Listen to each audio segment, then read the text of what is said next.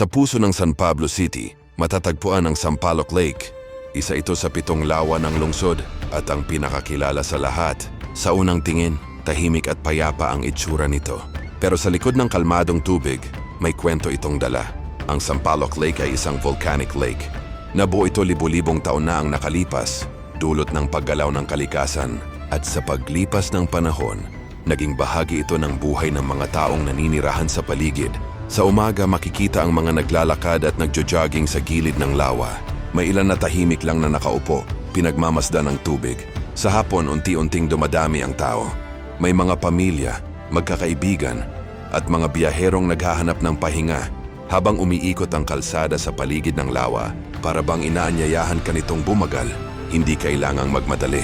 Dito pwede kang huminto sandali, huminga ng malalim, at namnamin ang katahimikan na bihira mong maranasan sa lungsod. Ngunit tulad ng maraming likas na yaman, dumaan din ito sa mga pagsubok.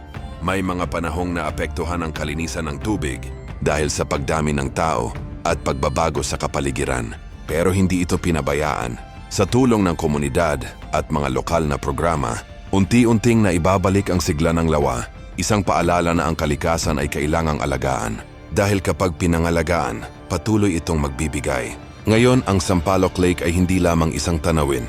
Isa itong lugar ng pahinga, lugar ng alaala, at lugar kung saan muling nabubuhay ang koneksyon ng tao at kalikasan. Sa bawat pag-ikot ng araw at sa bawat galaw ng tubig, nananatili ang katahimikan at ganda ng Sampaloc Lake. Isang simpleng lugar na patuloy na nagkukwento sa bawat dumadaan.